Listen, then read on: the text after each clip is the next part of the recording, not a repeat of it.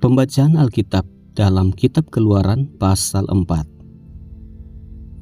Lalu sahut Musa, "Bagaimana jika mereka tidak percaya kepadaku dan tidak mendengarkan perkataanku, melainkan berkata, 'Tuhan tidak menampakkan diri kepadamu'?"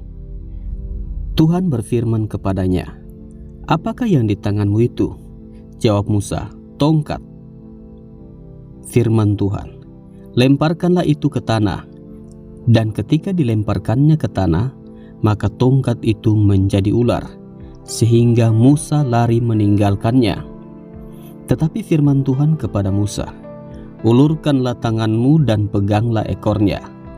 Musa mengulurkan tangannya, ditangkapnya ular itu, lalu menjadi tongkat di tangannya. Supaya mereka percaya bahwa Tuhan, Allah nenek moyang mereka, Allah Abraham, Allah Ishak, dan Allah Yakub telah menampakkan diri kepadamu. Lagi firman Tuhan kepadanya, "Masukkanlah tanganmu ke dalam bajumu." Dimasukkannya tangannya ke dalam bajunya, dan setelah ditariknya keluar, maka tangannya kena kusta, putih seperti salju. Sesudah itu firman-Nya, "Masukkanlah tanganmu kembali ke dalam bajumu." Musa memasukkan tangannya kembali ke dalam bajunya, dan setelah ditariknya keluar, maka tangan itu pulih kembali seperti seluruh badannya. Jika mereka tidak percaya kepadamu dan tidak mengindahkan tanda mujizat yang pertama, maka mereka akan percaya kepada tanda mujizat yang kedua. Dan jika mereka tidak juga percaya kepada kedua tanda mujizat ini dan tidak mendengarkan perkataanmu, maka engkau harus mengambil air dari sungai Nil dan harus kau curahkan di tanah yang kering. Lalu air yang kau ambil itu akan menjadi darah di tanah yang kering itu. Lalu kata Musa kepada Tuhan, "Ah Tuhan, aku ini tidak pandai bicara. Dahulu pun tidak, dan sejak engkau berfirman kepada hamba-Mu pun tidak, sebab aku berat mulut dan berat lidah." Tetapi Tuhan berfirman kepadanya, "Siapakah yang membuat lidah manusia? Siapakah yang membuat orang bisu atau tuli? Membuat orang melihat atau buta? Bukankah aku, yakni Tuhan? Oleh sebab itu, pergilah, aku akan menyertai lidahmu dan mengajar engkau apa yang harus kau katakan." Tetapi Musa berkata, "Ah Tuhan, utuslah kiranya siapa saja yang patut kau utus." Maka bangkitlah murka Tuhan terhadap Musa dan ia berfirman, "Bukankah di situ Harun orang Lewi itu, kakakmu? Aku tahu bahwa ia pandai bicara. Lagi pula ia telah berangkat menjumpai engkau, dan apabila ia melihat engkau, ia akan bersuka cita dalam hatinya.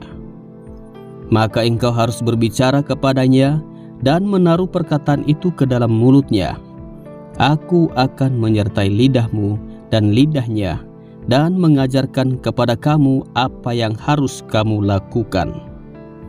Ia harus berbicara bagimu kepada bangsa itu. Dengan demikian ia akan menjadi penyambung lidahmu, dan engkau akan menjadi seperti Allah baginya. Dan bawalah tongkat ini di tanganmu, yang harus kau pakai untuk membuat tanda-tanda mujizat." Musa kembali ke Mesir. Lalu Musa kembali kepada mertuanya Yitro serta berkata kepadanya, "Izinkanlah kiranya aku kembali kepada saudara-saudaraku yang ada di Mesir, untuk melihat apakah mereka masih hidup." Yitro berkata kepada Musa, "Pergilah dengan selamat.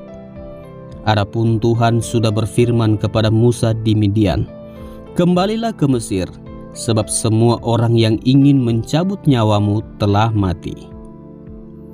Kemudian Musa mengajak istri dan anak-anaknya lelaki, lalu menaikkan mereka ke atas keledai, dan ia kembali ke tanah Mesir, dan tongkat Allah itu dipegangnya di tangannya.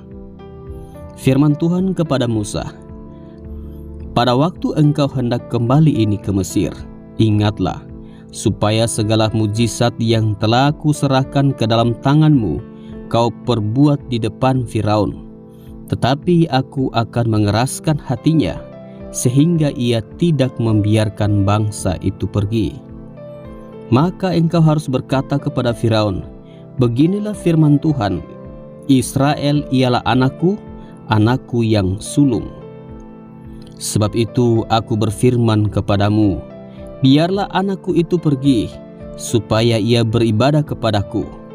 Tetapi jika engkau menolak membiarkannya pergi, maka aku akan membunuh anakmu, anakmu yang sulung. Tetapi di tengah jalan, di suatu tempat bermalam, Tuhan bertemu dengan Musa dan berikhtiar untuk membunuhnya. Lalu Sipora mengambil pisau batu, dipotongnya kulit katan anaknya. Kemudian disentuhnya dengan kulit itu kaki Musa sambil berkata, sesungguhnya engkau pengantin darah bagiku. Lalu Tuhan membiarkan Musa, pengantin darah, kata Sipora waktu itu, karena mengingat sunat itu. Berfirmanlah Tuhan kepada Harun, pergilah ke padang gurun menjumpai Musa. Ia pergi dan bertemu dengan dia di gunung Allah, lalu menciumnya. Kemudian Musa memberitahukan kepada Harun segala firman Tuhan yang disuruhkannya kepadanya untuk disampaikan, dan segala tanda mujizat yang diperintahkannya kepadanya untuk dibuat. Lalu pergilah Musa beserta Harun, dan mereka mengumpulkan semua tua-tua Israel. Harun mengucapkan segala firman yang telah diucapkan Tuhan kepada Musa, serta membuat di depan bangsa itu tanda-tanda mujizat itu. Lalu percayalah bangsa itu, dan ketika mereka mendengar bahwa Tuhan telah mengindahkan orang Israel dan telah melihat kesengsaraan mereka, maka berlututlah mereka dan sujud menyembah.